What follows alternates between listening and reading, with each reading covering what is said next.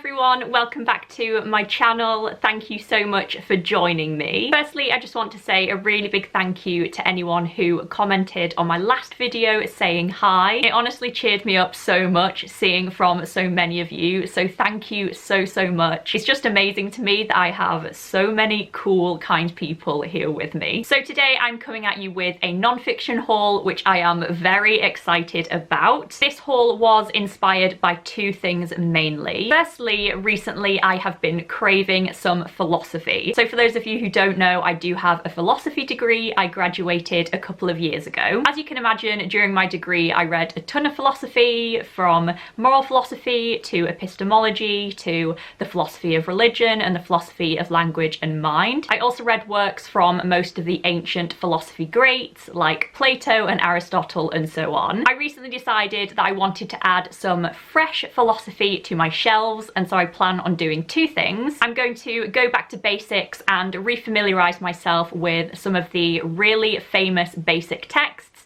that I have read various sections of before, and I'm also going to read some really new contemporary debates in philosophy in whatever areas take my fancy. So this brought about a substantial order from Cameron and myself on Verso, which is a really cool independent radical publisher that I would highly recommend. They publish classic texts and new texts on philosophy and politics, social theory, literary theory, art and more. I will be leaving a link to their website down below if you want to go and check it out. And the second thing that inspired this haul was, of course, the disgusting racial violence that was recently carried out in America. Like a lot of other white creators on BookTube, I am furious, appalled and deeply upset by everything that has been going on. I understand that I can in no way feel the fear and pain that Black Americans are feeling right now, or even Black British people, and I also understand that I have absolutely nothing new to offer this conversation. I want to make it clear to any Black people who are watching this video, I stand with you, and as I mentioned in my previous video, I am making a conscious effort to better educate myself and learn more in order to be a better ally and better support the movement. Following the advice and recommendations from Black creators on BookTube and on other internet platforms, I ordered some non-fiction books on the racial divide and the Black experience, and so they make up a significant part of this haul as well. A couple of these books haven't arrived yet due to the sudden huge demand for them, and so in those instances I will insert a photo. I will also leave some links down below to resources I have found helpful, including information about petitions you can sign and information on organisations and bail funds you can donate to if you can. And of course, all of the books I mentioned in this video will be linked down below, so you can go and check them out and purchase them if you're interested. So that all being said, I really hope you all enjoy watching this haul. Please let me know if you've read any of the books or if any of them sound interesting to you while we go along. I really hope you find something that sounds as good to you as it did to me. So the first book that I acquired is a straight up philosophy classic, and that is Selected Philosophical Writings by St. Thomas Aquinas. So I read quite a bit of Aquinas during my degree, mainly from his humongous famous text Summa Theologica, but I've never actually read this Oxford World's Classic Edition front to back, and I've heard really great things about the selection and the translation. So this book is split into various different sections on different topics, and within those sections there are snippets from different texts from Aquinas in order to build up a well-rounded, balanced picture of Aquinas's views. For those of you who don't know, Aquinas was writing in the early 1200s. He was a very educated, very religious man. He was strongly influenced by the works of Aristotle, and the majority of his works focus on the relationship between faith and philosophical reason, the nature of beings, and the existence of God. He was also just a pretty big deal and influenced a ton of philosophers who succeeded him, so I'm very much looking forward to diving back into some Aquinas. Next, I picked up How to Be an Anti-Racist by Ibram X. Kendi. This is a book that I've heard a ton of people talking about recently. It came up on a few different Black reading lists while I was doing my research, and the author is a Black American man. I believe this one is part memoir, part political guide. It is said to be very helpful to non-Black people who are wanting to be better allies to the movement, and the basic idea here is that being passive when it comes to racism, being merely not racist, is not good enough. enough. We must do more than this and take a step forward. We must be anti-racist. I've heard really great things about this one. The argument is meant to be very strong and very clear, so I'm hoping that it's going to be enlightening and helpful. I will be picking this one up as soon as it comes in. This one is top priority for me. The next book that I picked up recently was Adorno, Foucault and the Critique of the West by Deborah Cook. This is one of the books that we picked up from Verso. It's pretty self-explanatory. It is what it says on the front. If you can read what it says on the front, I swear it's there. Through exploring the work of influential 20th century theorists, this book critiques the development of Western civilization. It explores how this development still includes racist and authoritarian tendencies and ultimately what we can do about it. I'm really looking forward to this one. I am expecting it to have a larger focus on politics and economics and sociology than I'm used to reading.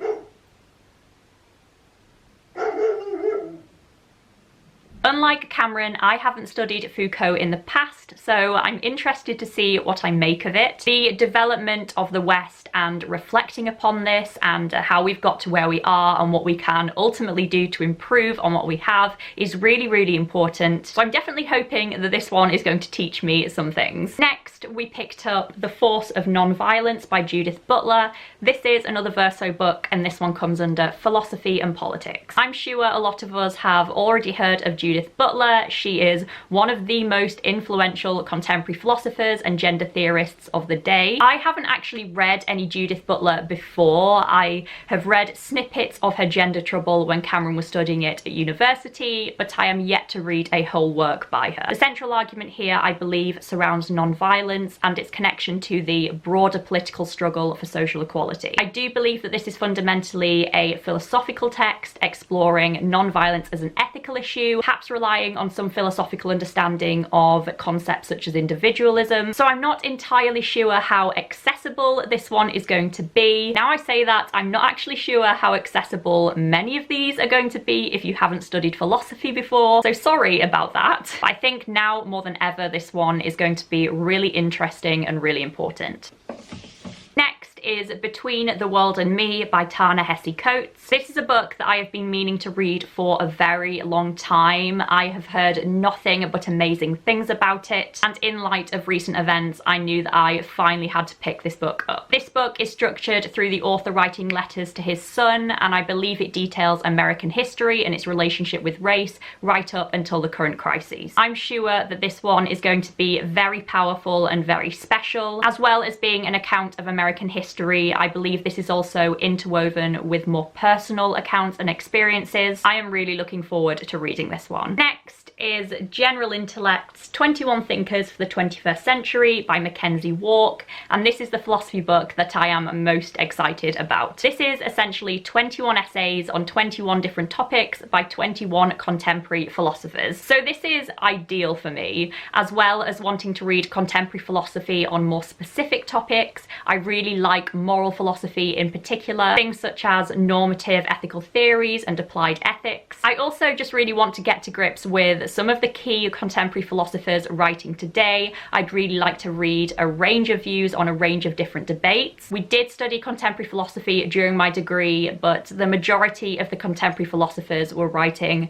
20, 30 or 40 years ago, and so it'll be really nice to read something far more now, even if these authors are not as well established or famous yet. So I think this is going to be really fun. I can't wait to dive in and see what I find. The next book is The End of Policing by Alex S. Vitale, and I actually have this one on audiobook. So we got this one given to us for free when we made our Verso order, and as far as I can see, that offer still stands. So if you are interested in Verso books and you are looking to make a purchase, then bear in mind that you can also get this one for free on ebook if you do. That is so great, so thank you so much to Verso for putting on that offer. Like I've said about many of the books on this list, this one sounds as though it's going to be incredibly important and relevant right now. I don't know much about this one other than that it explores modern policing as a means of social control. I believe the main argument here is that modern policing is inherently problematic. I'm really looking forward to getting around to this one soon, and I don't usually read things on audiobook, so that is saying something. I haven't read much about the modern police force in the past, and I think now is the perfect time to start. Next is An Introduction to Anti-Philosophy by Boris Groys. If I'm being honest, this is probably the wankiest book on this list. This is a contemporary philosophy book that essentially explores the argument for anti-philosophy. As far as I can tell so far, the thought behind this is that traditional philosophy was the pursuit of universal truths, truths that are true for all people at all times in all places. However, as time has passed, philosophy has seemed to fall down in the face of cultural relativism. The idea that truths are not inherently so, they are dependent on many surrounding factors, so things are not necessarily true for all people at all times in all instances. Hence, there is some skepticism about the philosopher's ability to engage in universal thinking. Anti-philosophy, then, is a modern approach that does not pursue the universality of thought, it pursues something different. I will get back to you when I know what that actually is. So this just sounded really interesting to me. It must be the nerd inside me. I'm really interested in what philosophy is and what its goal is and what it can do for us. And I'm also really interested in the idea that this can evolve and change over time. So I think this could be really good. I also think there is a chance that this could be terrible, wanky bullshit. So we will see. Next is Hegel, Marx and Nietzsche by Henry Lefebvre. I have no idea how to pronounce that last name. I am really sorry. So this is another philosophy book, and the idea behind this one is pretty simple. Thank God. It essentially explores the works of three major contributors to modernity in philosophy: Hegel, Marx and Nietzsche. So in case you don't know, Hegel, Marx and Nietzsche were all writing around the 1800s. I guess this book looks at each of their works and how they can work together. I don't know much more about this one. I'm hoping that it's going to be quite an enlightening look at a specific period in philosophy. So we will see how this one goes.